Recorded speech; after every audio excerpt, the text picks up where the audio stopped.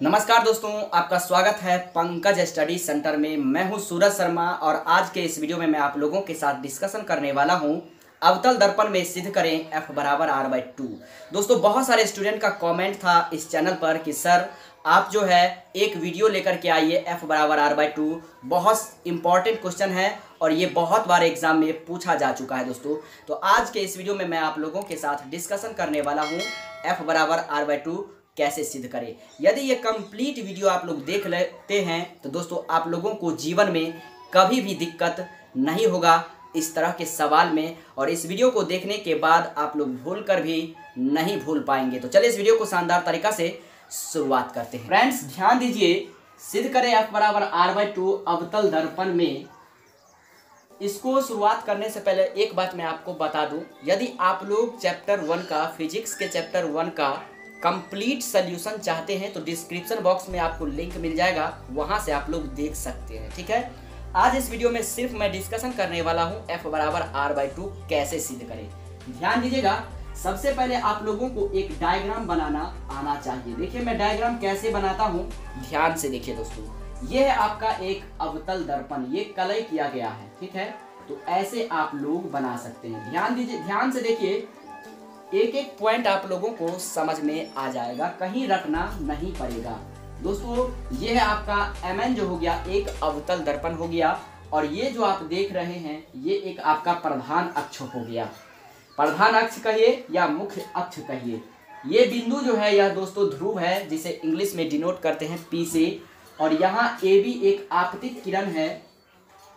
AB इस किरण को मान लीजिए, AB क्या है, आपतित किरण। अब आपतित किरण किसे कहते हैं इसका वीडियो मैंने पहले से बना करके डाल रखा है, प्लेलिस्ट में जाकर के आप लोग देख सकते हैं, या फिर नीचे आपको डिस्क्रिप्शन बॉक्स में लिंक मिल जाएगा दोस्तों। तो AB एक क्या है, आपतित किरण है जो दर्पण से टकराने के बाद प्रधान अक्ष के F से होकर गुजरता है। F क्या है, फोकस बिंदु है दोस्तों। तो देखिए ये तीर गया इधर, दर्पण से टकराया और F से होकर गुजर गया। ठीक है, उसके बाद जितना PF है उतना ही दूरी आपको एक बिंदु लेना है C क्या है, वक्रता केंद्र, और CB को आप मिला दीजिए तो दोस्तों ये CB क्या है, तो B बिंदु पर अभिलंब है। अब ध्यान से देखिए, ये डायग्राम आपका बन गया F बराबर R/2 सिद्ध करें अवतल दर्पण में। ये ऐसा डायग्राम आप लोगों को बनाना है, बहुत आसान था दोस्तों। ध्यान दीजिएगा, जो मैं बोलता हूँ वही यहाँ पे लिखना है।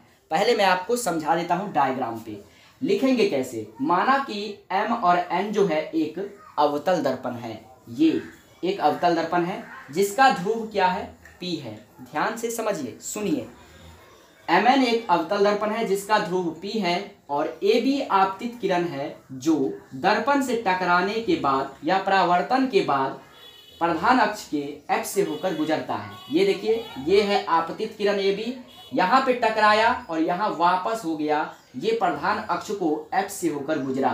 ठीक है, उसके बाद BC जो है दोस्तों B बिंदु पर अभिलंब है। BC क्या है, B बिंदु पर अभिलंब है, तथा B P के अधिक निकट है। B जो है वह P के अधिक निकट है। नहीं समझे, चलिए बोर्ड पर लिख करके मैं आप लोगों को समझाता हूँ। ध्यान दीजिएगा दोस्तों, जो मैंने अभी अभी आप लोगों को बताया वही चीज़ मैंने यहाँ पे लिखा है। ध्यान से देखिए, लाइन बाय लाइन बताता हूँ। माना कि Mn एक अवतल दर्पण है, यही मैंने बताया था। माना कि Mn एक अवतल दर्पण है जिसका ध्रुव P है, जिसका ध्रुव क्या है, P है। AB आपतित किरण है, AB क्या है, आपतित किरण है जो दर्पण से परावर्तन के बाद, यहाँ बाद लिख दीजिएगा, जो दर्पण से परावर्तन के बाद प्रधान अक्ष के F से होकर गुजरता है। यानी AB आपतित किरण है जो दर्पण से परावर्तन के बाद प्रधान अक्ष के F से होकर गुजरता है।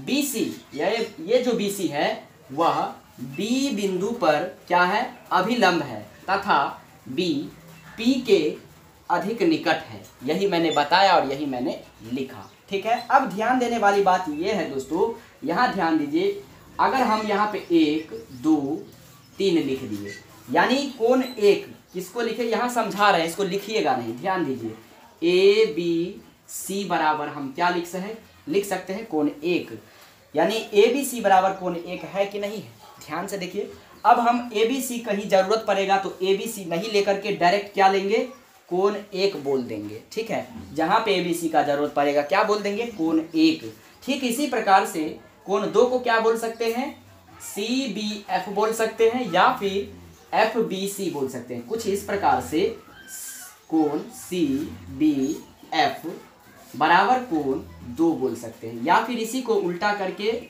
B यानी FBC बराबर कोण दो, यानी इसी को दो तरह से हम बोल सकते हैं। तो इतना आप ABC बार बार नहीं बोल करके डायरेक्ट बोल दीजिए कोण दो।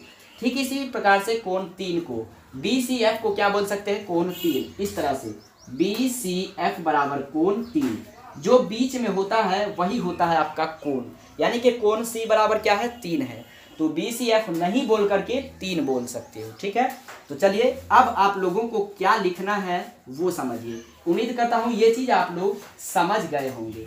ध्यान दीजिएगा दोस्तों, लिखेंगे कोण एक बराबर कोण दो। कैसे हुआ, तो परावर्तन के नियम से। ऑलरेडी मैंने ये बता रखा है दोस्तों, परावर्तन के नियम से, परावर्तन के नियम से कोण एक बराबर कोण दो, परावर्तन के नियम से कोण एक बराबर कोण तीन कैसे होगा, एकांतर कोण से। अब ये एकांतर कोण क्या है, बहुत ही नौटंकी कर रहा है, यहाँ पे समझा रहा हूं, ध्यान से देखिए। एकांतर कोण से कैसे, एकांतर कोण से। अब देखिए ये एकांतर कोण होता क्या है, आप लोग क्लास 9th में पढ़ चुके हैं दोस्तों। जब दो समांतर रेखा को कोई तिर्यक छेदी रेखा काटता है तो एकांतर कोण का युग्म बराबर होता है। ये नियम है एकांतर कोण का, यानी कि उल्टा बराबर होता है। इसी प्रकार से देखिए कोण एक बराबर तीन उल्टा दिखा रहा है, यही आपका क्या है, एकांतर कोण से है दोस्तों। या फिर ऐसे बोल सकते हैं कोण तीन बराबर कोण चार उल्टा बराबर होता है। एकांतर कोण का युग्म हमेशा बराबर होता है, क्लास 9th में आप लोग पढ़ चुके होंगे। अब यहाँ पे ध्यान देने वाली बात ये है दोस्तों, ध्यान दीजिए, दोनों कोण में दोनों का LHS अगर बराबर है तो RHS भी बराबर होगा, जरूर बराबर होगा।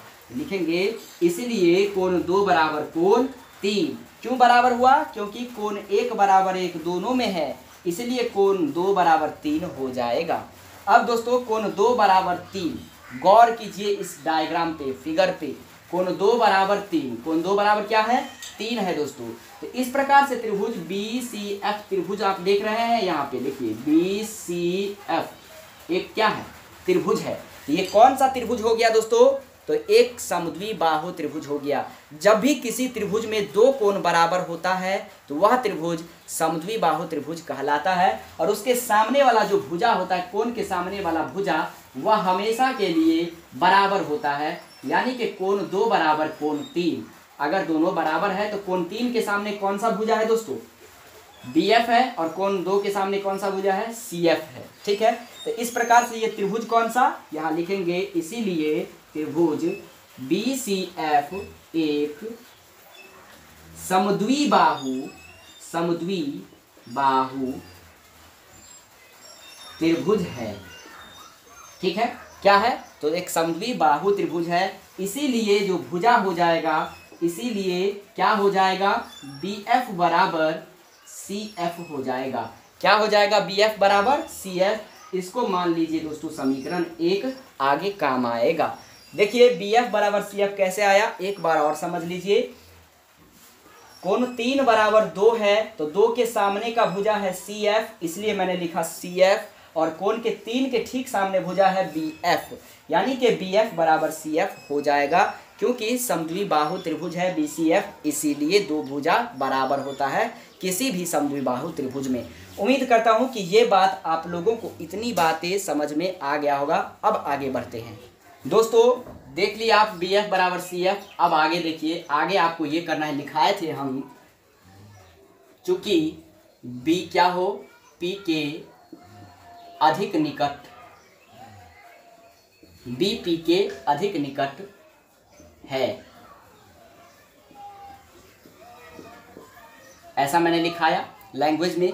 B जो है वह P के अधिक निकट है, इसीलिए जितना BF हो जाएगा उतना ही हो जाएगा आपका PF। क्योंकि B जो है P के अधिक निकट है, इसलिए BF बराबर PF। अब ये कैसे हो गया, ध्यान दीजिए, ये भी समझाता हूँ दोस्तों। जब भी हम देखते हैं कि एक वृत्त में, ये एक वृत्त है, एक वृत्त में यहाँ से लेकर के इस केंद्र से लेकर के जहाँ भी हम बिंदु डालेंगे तो वह क्या होगा, वह सेम होगा। मान लीजिए ये O है तो OPQR, जितना OP होगा उतना ही OR होगा, उतना ही OQ होगा, यानी सभी बराबर होता है। यहाँ देखिए ये क्या है, गोलाकार है, तो अगर B P के बहुत अधिक निकट है इसलिए BF बराबर होगा PF। ठीक है, अब PF को क्या कहते हैं दोस्तों, तो PF को कहते हैं हम F क्या है, देखिए P और F इसके बारे में मैंने ऑलरेडी बता रखा है स्टूडेंट को, प्लेलिस्ट में जाकर के आप लोग देख सकते हैं। P हो गया ध्रुव, F हो गया फोकस बिंदु।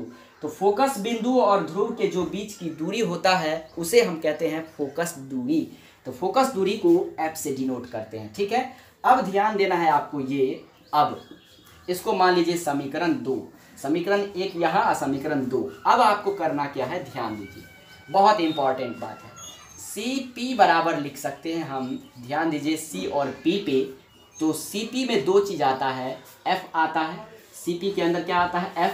तो CF बराबर CF plus PF, CF plus PF, ये दोनों मिल करके बनेगा CP। CF plus PF, CF plus PF दोनों मिलकर के एक बड़ा बनेगा PF। नहीं समझे, ध्यान दीजिए, ये हो गया आपको F, ये है C और ये है P। ये दोनों में क्या आता है, दोनों में आता है आपको CF और प्लस PF, ये दोनों मिलेगा तभी तो CP बनेगा।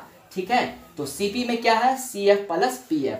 अब हम CF को क्या लिख सकते हैं, समीकरण 1 क्या लिख सकते हैं, CF को समीकरण 1 से लिख सकते हैं BF। तो CF के जगह पे रखिए BF प्लस PF। ठीक है, कहाँ से ये आया, चूंकि CF बराबर BF, कहाँ से, तो समीकरण 1 से, ये आपको लिख देना है। ठीक है, अब ध्यान दीजिए दोस्तों, BF के बदला में भी हम PF लिख सकते हैं, तो लिख दीजिए PF, और ये PF पहले से है तो लिखिए PF और PF कितना हो जाएगा, 2PF। अब यहाँ देखिए दोस्तों, BF बराबर है PF, कहाँ से, तो समीकरण 2 से। ध्यान दीजिए, समीकरण 2 में जितना BF है उतना ही ना PF है, तो BF के बदला में यानी कि इसके जगह पे रख दिए हैं PF, समीकरण 2 से। ठीक है, अब देखिए दोस्तों, PF और PF तो 2PF। ठीक है, कितना हो जाएगा, 2PF। अब PF के बदले में हम क्या रख सकते हैं, F रख सकते हैं। कैसे, समीकरण 2 से। PF बराबर हमने लिखा है F, कहाँ से, तो समीकरण 2 से। ये लिख दीजिएगा, पोस्ट में डिनोट हो जाने से जो है बहुत ही क्लियरली हो जाता है। दोस्तों CP के ध्यान दीजिए, C और P पे आपको ध्यान देना है। C है वक्रता केंद्र और P है ध्रुव, यानी कि वक्रता केंद्र और ध्रुव के बीच की दूरी को हम कहते हैं वक्रता त्रिज्या, और वक्रता त्रिज्या को R से डिनोट करते हैं। तो CP के बदला में रख सकते हैं R। अब देखिए दोस्तों, कभी कभी एग्जाम में R बराबर 2F आपको पूछ देता है, तो यहीं पे आंसर हो जाएगा, लिख देंगे प्रूव्ड। लेकिन समझिए, लेकिन अगर आपको पूछता है F बराबर R/2 तो अभी आगे काम करना बाकी है। दोस्तों यहाँ से देखिए, F को बराबर के 2 को बराबर के इस तरफ ले आएंगे तो यहाँ गुना में है, या करके लिखेंगे, या 2F बराबर R, तो यहाँ से F बराबर क्या हो जाएगा, R/2, क्योंकि बराबर के इस तरफ ये 2 गुना में है, अगर बराबर के उस तरफ ले जाएंगे तो भाग में हो जाएगा, यानी कि बट्टा में हो जाएगा। इस प्रकार F बराबर R/2 क्या हो गया, प्रूव्ड हो गया। यहाँ लिख देंगे प्रूव्ड, PROVED, यही आपका आंसर हो जाएगा। उम्मीद करता हूँ कि आप लोगों को अवतल दर्पण में सिद्ध करें F बराबर R/2 अब आप लोगों को बहुत ही शानदार तरीका से समझ में आ गया होगा। यदि आप लोग उत्तल दर्पण में देखना चाहते हैं, कंप्लीट वीडियो बना करके मैंने प्लेलिस्ट में डाल दिया है, या फिर नीचे डिस्क्रिप्शन बॉक्स में आपको लिंक मिल जाएगा, वहां से भी आप लोग देख सकते हैं। उम्मीद करता हूं कि ये वीडियो पसंद आया होगा। वीडियो पसंद आया है तो वीडियो को लाइक, कमेंट, शेयर करना मत भूलिएगा, और पंकज स्टडी सेंटर पर नए सब्सक्राइबर हैं तो चैनल को सब्सक्राइब करके बेल आइकन को दबाना मत भूलिएगा, क्योंकि इस तरह का वीडियो रोजाना इस चैनल पर आते रहता है। तो मिलते हैं नेक्स्ट वीडियो में, तब तक के लिए जय हिंद, वंदे मातरम।